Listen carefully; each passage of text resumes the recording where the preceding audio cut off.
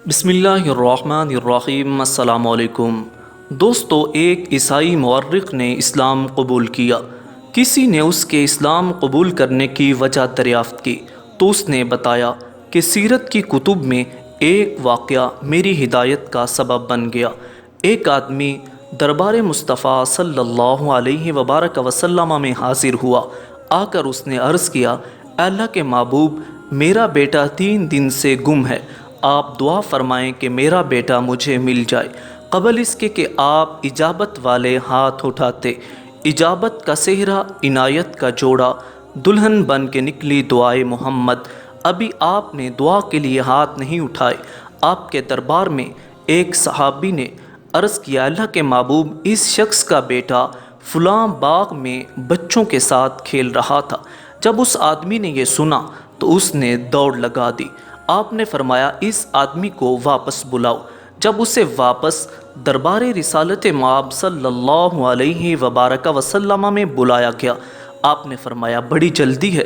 اس نے عرض کیا، اے اللہ کے محبوب، آپ تو جانتے ہیں کہ جس آدمی نے اپنے بیٹے کو 3 دن سے نہ دیکھا ہو، جس بچے کی ماں نے 3 دن سے نہ کچھ کھایا ہو نہ کچھ پیا ہو، اسے اپنے بیٹے سے ملنے کی کتنی جلدی ہو سکتی ہے؟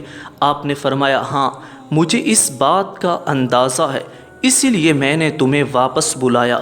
اے آدمی، جب تم اس باغ میں پہنچو تو اپنے بیٹے کو بیٹا کہہ کر مت پکارنا۔ اس نے عرض کیا، جب وہ میرا بیٹا ہے تو بیٹا کہہ کر پکارنے میں حرج بھی کیا ہے؟ آپ نے فرمایا، تیرے اندر محبت کا ایک سوز گداز اور ایک آگ جل رہی ہے، اور ایک تپش تیرے دل میں ہے جو تجھے تیرے بیٹے سے جدا ہونے پر تیرے سینے میں بھڑک رہی ہے۔ اے آدمی، جب تو باغ میں پہنچے تو اپنے بیٹے کو بیٹا کہہ کر نہ پکارنا، بلکہ اپنے بیٹے کو اس کے نام سے پکارنا۔ اس نے وجہ دریافت کی تو آپ نے فرمایا، تو جب اسے بیٹا کہہ کر پکارے گا تو تیرے لہجے میں محبت، پیار اور سوز کی انتہا ہوگی۔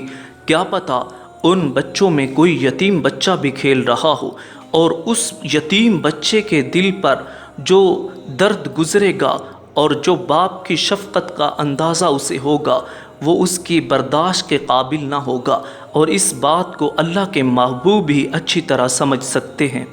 تو وہ آدمی دربار رسالت مآب صلی اللہ علیہ وبارک وسلم سے اس باغ کی طرف چلا گیا۔ تو عیسائی مورخ نے کہا کہ جو شخص اس حد تک یتیم بچوں کا بھی خیال کرتا ہے، وہ یقیناً اللہ کا سچا نبی ہوتا ہے۔ اور اس ایک واقعہ کو لے کر میں نے اسلام قبول کرنے کا ارادہ کیا، اور اللہ تبارک و تعالیٰ نے مجھے اسلام کی طرف ہدایت نصیب فرمائی۔ اور دوستو، رسالت مآب صلی اللہ علیہ وبارک وسلم نے فرمایا کہ یتیم بچے کے سامنے اپنے بچوں سے پیار کا اظہار نہ کرو، بیوہ کے سامنے اپنی بیوی سے محبت کا اظہار نہ کرو، اور غریب کے سامنے اپنی دولت کی نمود و نمائش نہ کرو۔ دعا ہے اللہ تبارک و تعالی ان اصولوں پر عمل کرتے ہوئے زندگی بسر کرنے کی توفیق نصیب فرمائے۔ دعاؤں میں یاد رکھیے گا۔ السلام علیکم۔